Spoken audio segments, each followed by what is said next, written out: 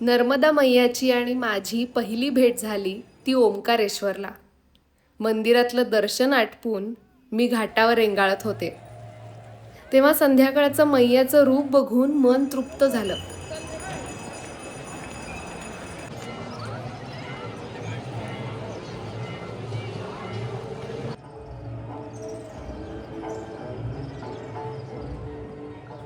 ओंकारेश्वरला मुक्काम करून दुसऱ्या दिवशी मी निघाले रावेरखेडीकडे.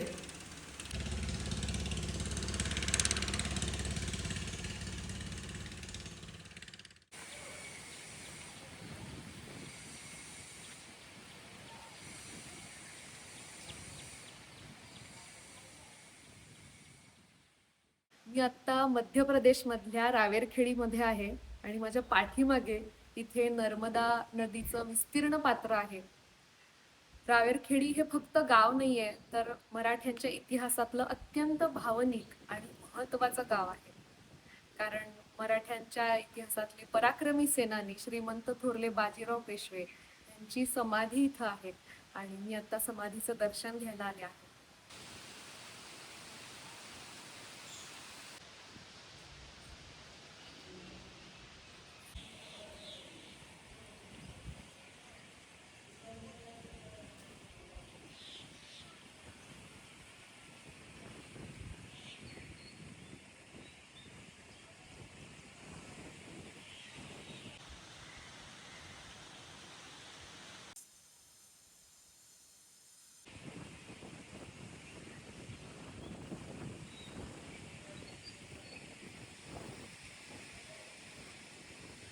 थोरले बाजीराव त्यांच्या वयाच्या 20व्या वर्षी पेशवा झाले आणि त्यानंतर 40पेक्षा अधिक लढाया ते लढले. एकही लढाई ते हरले नाही.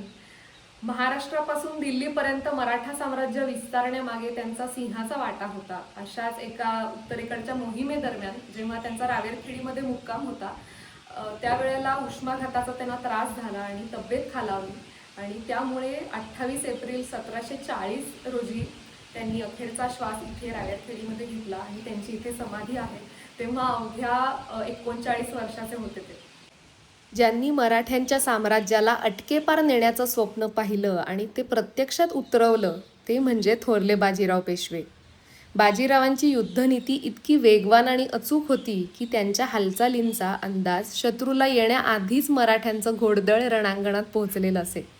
त्यांच्या नेतृत्वाखाली मराठ्यांचा भगवा नर्मदे पलीकडे गेला आणि उत्तर भारतात मराठ्यांची दहशत निर्माण झाली. बाजीराव म्हणजे केवळ एक पेशवा नव्हते, ते मराठ्यांच्या सामर्थ्याला हिंदुस्थानाच्या क्षितिजापर्यंत घेऊन जाणारे असामान्य सेनानी होते. या समाधीस्थळाच्या आत येताना तिथे छान कमानीदार मुख्य दरवाजा आहे. आत आल्यानंतर थोडासा मोकळा परिसर आहे. एका बाजूला समाधी आहे आणि बाकी चारही बाजूने जशी पूर्वी किल्ल्यांना किंवा वाड्यांना तटबंदी असायची, तर तशीच तटबंदी आहे. काळ्या दगडांची तटबंदी आहे ती. आणि त्यात एका बाजूला जिथे नर्मदेचा काठ दिसतो, तर त्या बाजूला छोटे छोटे झरोके सुद्धा ठेवलेले आहेत. आणि सगळ्यात महत्त्वाचं म्हणजे ही जी समाधी आहे, तर समाधीच्या वरच्या बाजूला शिवलिंग आणि नंदीची स्थापना केलेली आहे. पूर्वीच्या काळामध्ये वीर पुरुषांच्या स्मृतीस्थळावरती शिवलिंग स्थापन करण्याची पद्धत होती, तर त्याच पद्धतीची रचना आपल्याला इथे दिसून येते.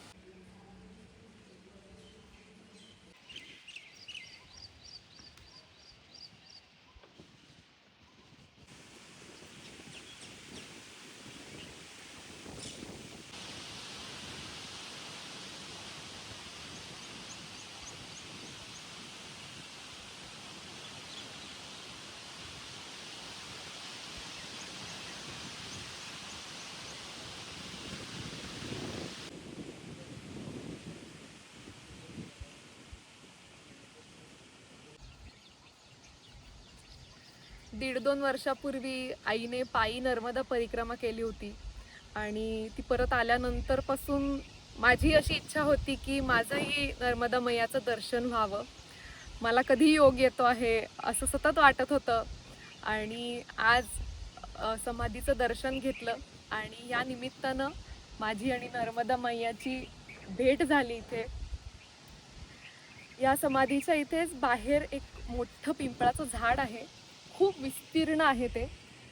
आणि मला असं इथे आल्यानंतर अंगावरती एकदम काटा आला आणि असं वाटलं की या झाडानं आणि ह्या नर्मदा मैयानं किती काय काय गोष्टी आणि किती काय इतिहास आपला पाहिला असेल.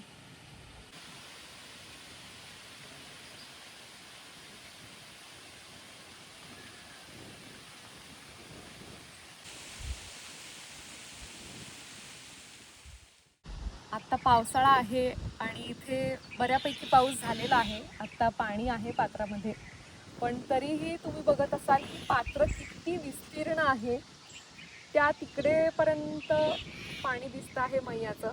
मध्ये काही ठिकाणी पाणी नाही आहे कारण अजून तेवढा पाऊस झालेला नाही आहे. पण स्थानिक लोक सांगत होते की जेव्हा भरपूर पाऊस होतो तर पाणी वाढल्यानंतर अक्षरशः समाधीच्या इथे खाली उतार आहे तर इथंपर्यंत पाणी येतं आणि इथडी भरून मैया वाहत असते.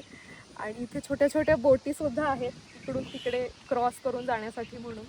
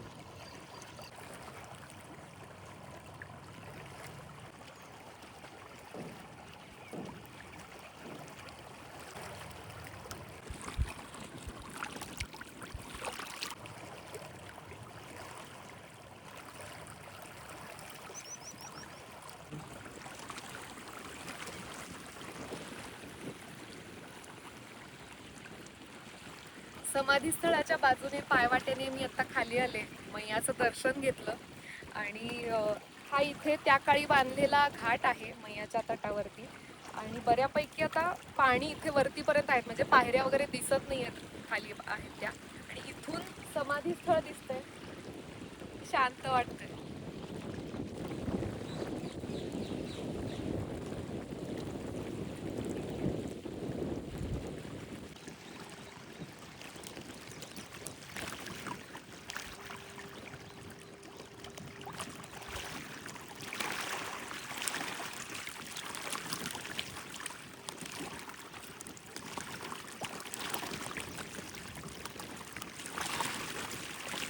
ओंकारेश्वरची नर्मदा मैया भक्तिभावानं वाहणारी वाटली, पण रावेरखेडीची नर्मदा मात्र बाजीरावांच्या त्यागानं भरलेली जाणवली. इथं तिच्या प्रत्येक लाटेत जणू त्या अजिंक्य योद्ध्याच्या शौर्याची, समर्पणाची आणि अखेरच्या प्रवासाची कहाणी दडलेली आहे.